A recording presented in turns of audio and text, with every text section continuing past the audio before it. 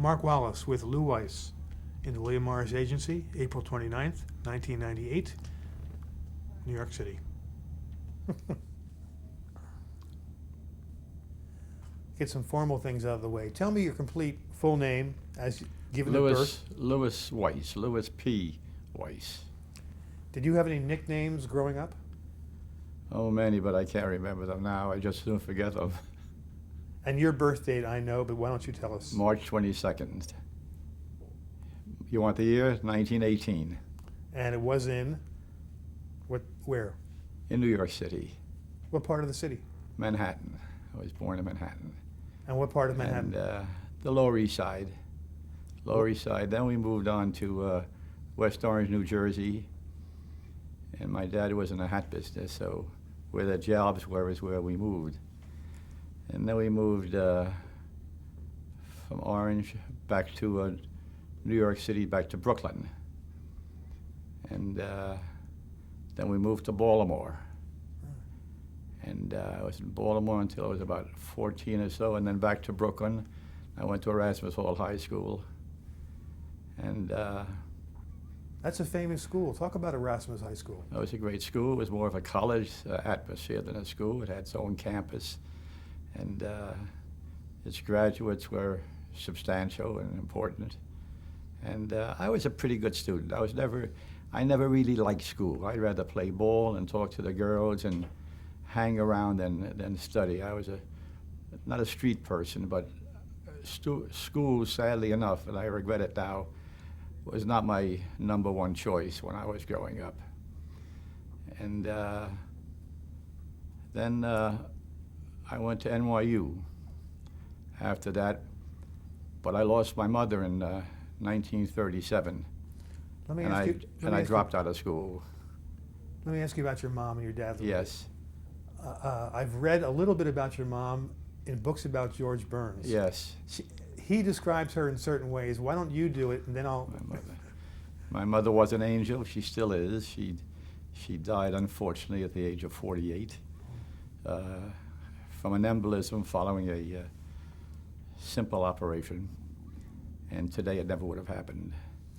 And so at that point, I just dropped out of NYU. I only went to school because my mother wanted me to go to school. I had no interest in school. I loved the entertainment business. And I loved the entertainment business because my uncle was George Burns. And whenever he visited his family, and there were 12 brothers and sisters in that family, so all the cousins got together. There were many who put on shows, and my uncle and Grace would laugh and applaud and carry on. And I was always interested, and they were in vaudeville in those days. So when they played around New York City, I would always go. I'd watch show after show after show, and that was always my interest. And I had another uncle called Willie Burns, who was my uncle's manager and writer on radio and even television. And my mother helped bring Willie up. So he used to sleep in our house, push me out of the bed sometimes and put me on the couch, and he would take over the bed.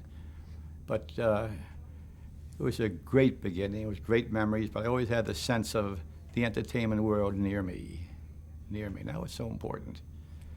And what a background. then when I'm sorry. No, go ahead. And then when I dropped out of school, and I really believe, and I guess all the cousins will say this, I believe my mother was the favorite.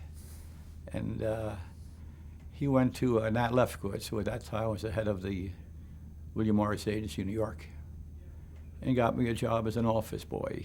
And that was in August 1937. What a beginning for a young man to have. Yeah, well, it shows I could keep a job. Yeah, growing up with George Burns as your uncle and Gracie Allen as your aunt, I mean, who can imagine a better preparation, or was it for show business, or was it a daunting, intimidating presence? Well, no, we weren't physically close. They were always on the road, and they lived primarily as I was getting older, primarily in California. And we see them only occasionally. And even when they lived in the East, we see them only occasionally because they go out and play 30, 40 weeks a year, all over. They were vaudeville, great vaudeville act. And I remember many times I see them at the Palace, at the wonderful Palace. So I always had that sense of entertainment, but I was not affected by my uncle or aunt or their lifestyle at all, because I really wasn't that close to them. I was close to Willie, who ended up leaving our household to work for his brother, who we all called Nat. Right, Nat. or even Natty. Uncle Nat or Natty. Yeah, Nat. I would call him Uncle Nat. I called him Uncle Nat till the day he died. Nathan Birnbaum. Yeah. And he says that your mom, Sarah, who was Yeah. the fifth of the 12 kids, Somewhere there, yes. was the family worrier. Yes, that's true. And what did she do in terms of George? Why did George consider your mom the family worrier? Well, lore has it that when he was very young in the Pee Wee Quartet, he started, I don't know, 8 years old. He was out hustling and entertainment jobs. And in fact, I'll jump ahead a moment. When I visited him in California, not long before he passed away, and he was in his late 90s, and he had I never really felt he fell and hit his head. I think he had a little bit of a stroke that time. Of course, he had a little trouble getting the words out when I visited him at the hospital, and he had his nurse. And I walked in, his glasses were off, and he looked like a sparrow. He got very short when he got older. And a woman burst through the door, a big woman, and she said, "Mr. Burns, wake up, time for the lessons." And she would put his glasses on. They were these large owl type of glasses. And she said, "All right, Mr. Burns, say school, say house." And I could see at that point a little twinkle in his eyes. And she said to him, "You're in a large area, and it's very quiet, and people are praying. Where are you?" He said, "In a church." "All right. You're in somewheres, and there are books and young people studying. Where are you?" He said, "In a school." She said, "All right." He said, "Just a moment." He held his finger up. He said, "When I was 8 years old, I sang with the Pee Wee Quartet. And we sang for a church. And they gave me an Ingersoll watch. And I came home, and I said, 'Mama, I sang in a church. I got an Ingersoll watch.' Bear in mind, he's in his late 90s. I got an Ingersoll watch." And she said, "Come help hang the clothes. There's a lot of clothes to hang." He says, "You know, Mama, I worked all day today to get this Ingersoll watch." She said, "Just hang the clothes." And then he said to the nurse, he said, "The next day the watch stopped. I was a Gentile for one day. I became a Jew again." So that was my uncle. Now, where did we stop, Justin? In his 90s, yeah. In his 90s. So he always had, up until the very end, his wit. He always had that timing, and he would always recognize the moment, And what did you share with him in terms of personality, would you say? We were very close. We were very close. I think in his later years, he looked at me almost as a son. I used to visit with him. I was never in California that I didn't have dinner with him Thursday night, or stop by, or have lunch with him in Hillcrest, etc. Never. And tell me about your siblings, to go back again. How many brothers and sisters, and who were they, and what did they do, briefly? I have one older sister. She's 15 months older than me. And I have one half-sister. Of course, my father remarried. He was married to his second wife longer than he was to his first wife. And my half-sister lives in Florida. My older sister lives in Houston. Now, you said you weren't much of a reader and a scholar when you were a kid. What programs, or what movies do you recall liking, and why? What do you remember of those early days of what you enjoyed? Well, I remember when I was a kid on the Lower East Side, my family used to take me to the theater, and I used to watch silent films with a piano player on the side of the stage. Do I remember these films? I couldn't remember one. You ask me what the great films are? There are so many. And what about radio? When you were growing up, Yes, I loved radio. what shows Loved come to radio. mind? I like the comedy shows the best. I liked Amos and Andy. Certainly like Burns and Allen, Jack Benny, Eddie Cantor, the Kate Smith Hour, all those radio shows. They were great shows. And they were great dramatic shows, The Shadow, etc. Great dramatic shows. Did you remember being influenced early by, was it, you think, your uncle's influence or just entertainment around you that geared you towards the entertainment business? How would you define what really got your interest going? My uncle's contribution was he got me a job with the William Morris Agency. That was a massive influence. Aside from that, I think maybe I would have somehow ended up in the entertainment world because I always had, that was my great interest. If the entertainment world was school, I would have been a great scholar. I just had no interest in history and French and grammar, and I'm sorry now that I didn't. Did pretty well without it. Yeah. The Depression, you were about how old when it hit, and how did it affect you and your family and the way you lived? We were broke. We went downhill. My dad was out of a job, and from time to time, and there was no money in the household, and but we didn't know it. We didn't know it. My mother used to give me 10 cents to go to the movies, 5 cents to buy a sandwich, and 5 cents for the movie. And I would walk around knowing they needed money in the house. I wouldn't go to the movie, and I'd get something, a piece of candy for a penny or 2 cents, and I'd save the money because I thought maybe the house might need it. Aside from that, I had a perfectly normal childhood. I had great pals, great friends. We played stickball, played stoop ball, ringalivio, everything. I had as much fun as if we were multimillionaires. That's great. And you said you left school, you left NYU in 1937. because your Yeah. mom died, Yeah. and that's when you got the job Yeah. placement. I was an office boy.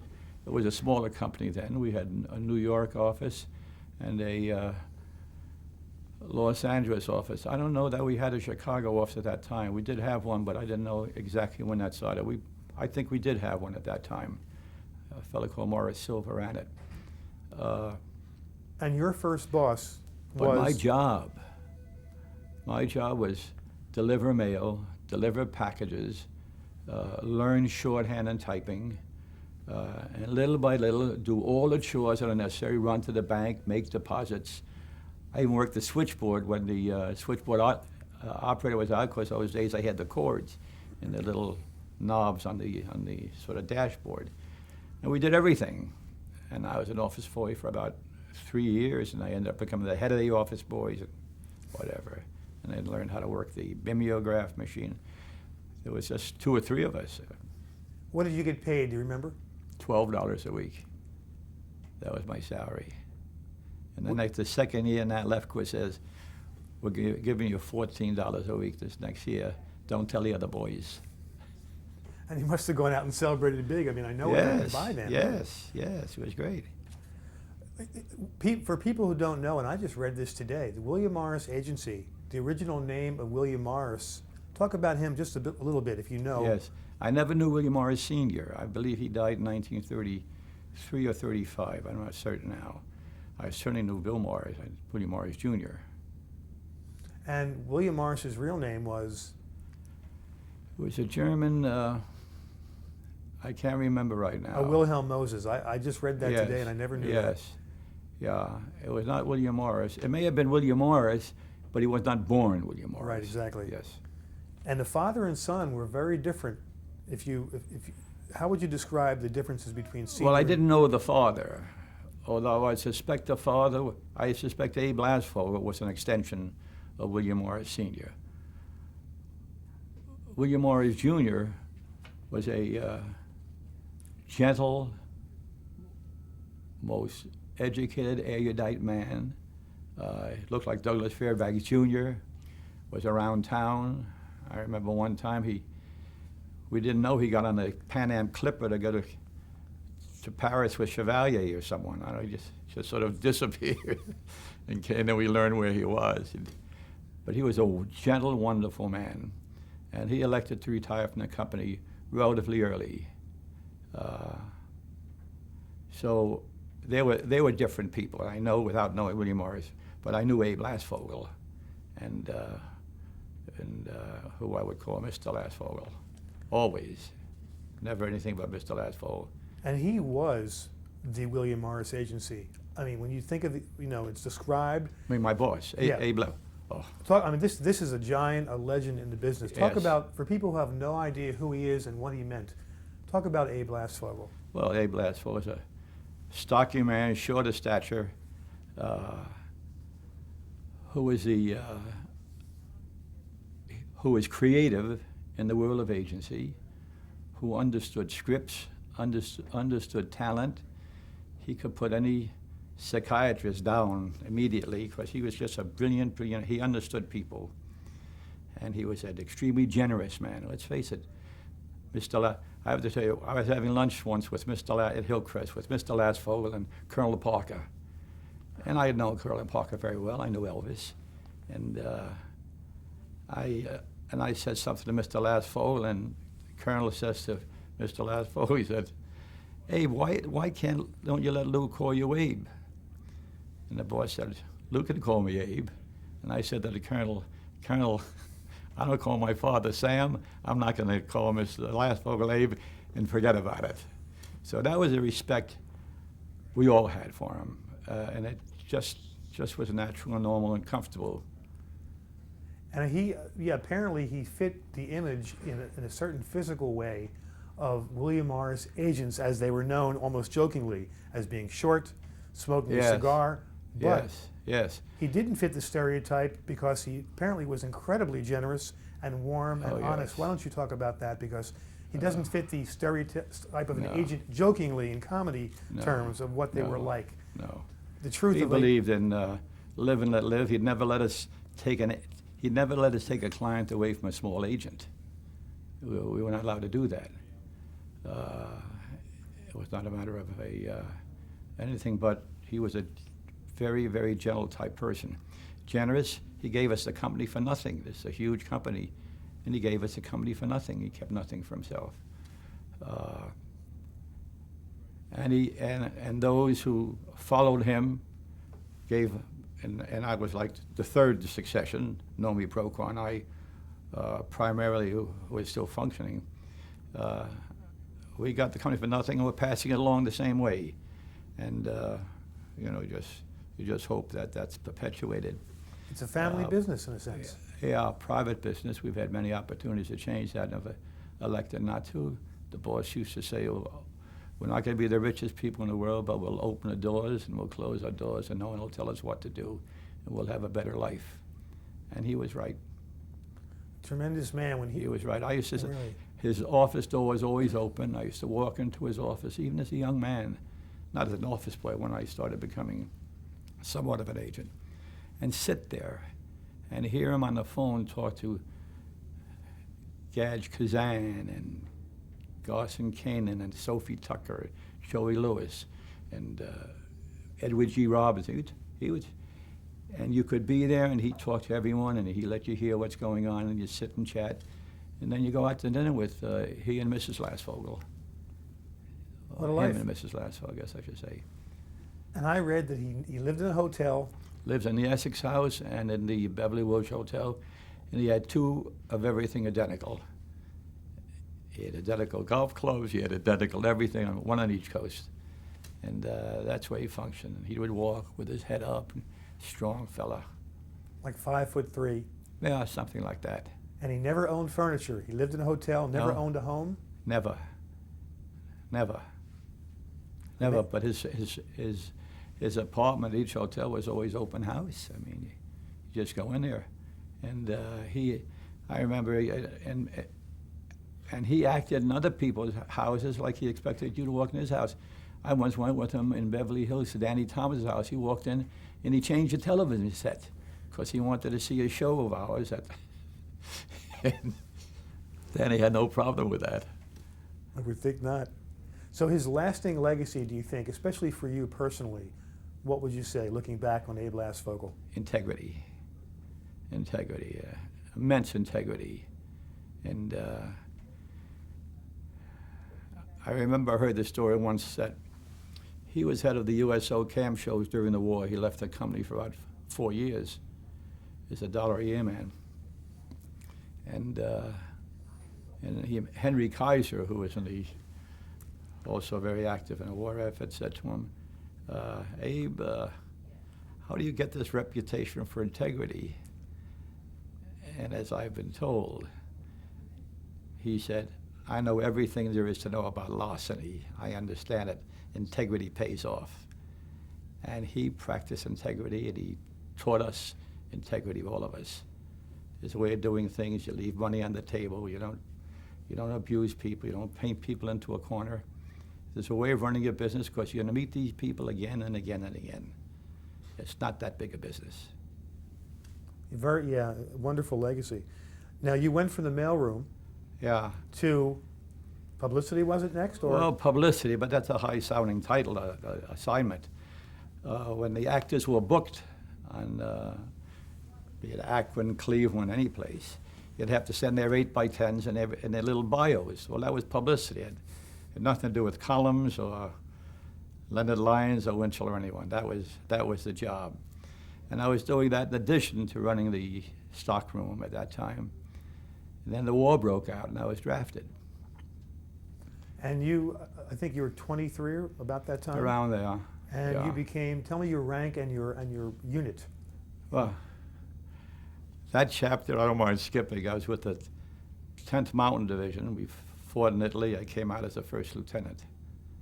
And that was that. I never went back. I never looked back. And the division is still active somewhere, as I know. Wasn't that Bob Dole's unit?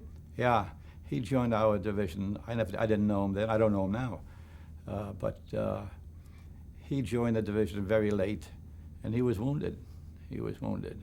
The end of the war. What about you? Do you have?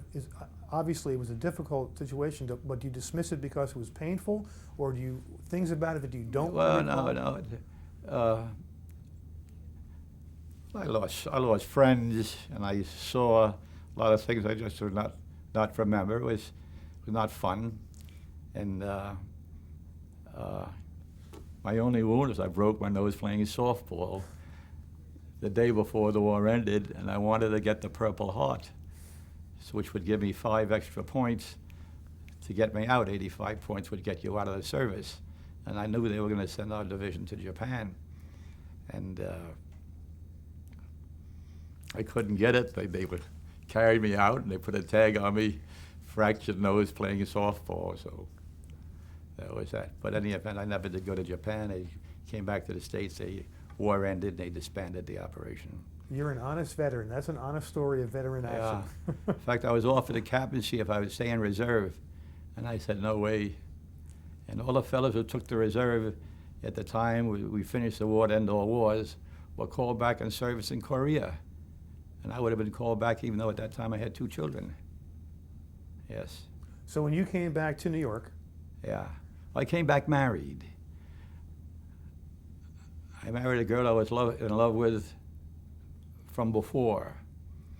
And she came to San Antonio, Texas. She was very, very young. Her mother brought her down. We were married there before we were shipped overseas. 1944. And my father-in-law at the time disowned her because it was a crazy thing to do, to marry a guy who was going to go overseas. But what was her background? We know her name. Why don't you tell us, of course? But background, she was a beautiful little girl who I was in love with. I married. She came to Texas. We got married. And we spent not that many months together when I was shipped out. And whatever I've accomplished, believe me, she was part of. Even the very beginning when I started going into the little joints and nightclubs, the little nightclub. I never handled the big nightclubs, the little nightclubs. And I'd find these performers and I'd sign them, these young comedians. And I've been very fortunate that I don't have any problem communicating with people. And whatever chemistry I have matches certainly comedians and talent for the most part. And I'd always have them to my house, be it a little house or a large house. And Alice would always cook and prepare, and she'd become a friend of the person or the person and his wife, etc. So my entire career, from the very beginning up to right now, my wife has been my partner because she understood the business, she understood performers. She was not unlike Mrs. Lasfogel. She was always there. So be it a comedian's wife when I was a kid, or a network president's wife today, or the wife of a major advertising agency, one of the major CEOs, Alice has the relationship. She's there. So has she contributed? Immensely, massively. And by herself, she brought up 4 children. I was always on the road. I was never home. Tough for both of you. Yeah, well, it worked. Excuse me. So when you came back, sorry, from World War II, was there a job waiting? How did the William Morris Yeah. Agency handle returning veterans like yourself?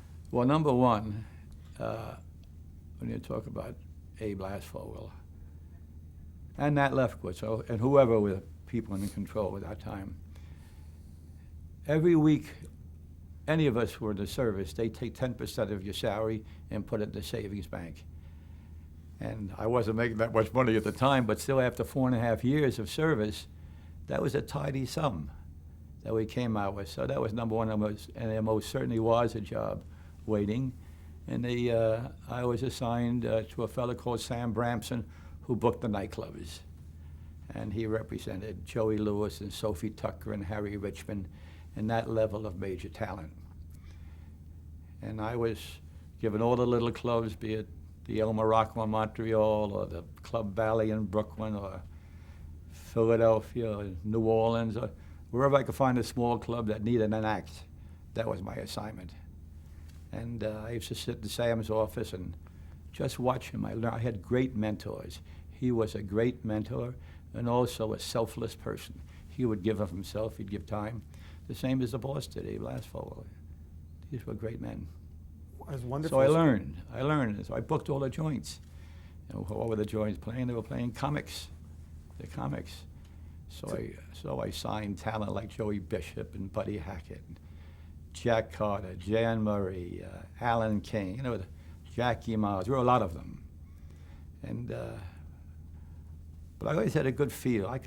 I would pick the talent that I knew had something more to them than just a little stand-up job. What was the more? How would you describe the more when you saw it? Could you ever put it in words? No, you just know. You just know. You could tell. I was always pretty good on that. I could spot I love comedy. I could spot comedy very quickly. Not just the material, the timing, their presence. They were in charge. When someone's on stage, they have an authority that's so important. You could recognize it from seeing it in George in the early days, I guess. Yeah, well, always. My uncle would. When my uncle sat at the round table at Hillcrest with the greatest stars imaginable, Danny Kaye, Groucho, Benny, Jessel, they paid attention. My uncle was almost the captain of the group. Great place to stop. Good. Thank you. Well, that was a quick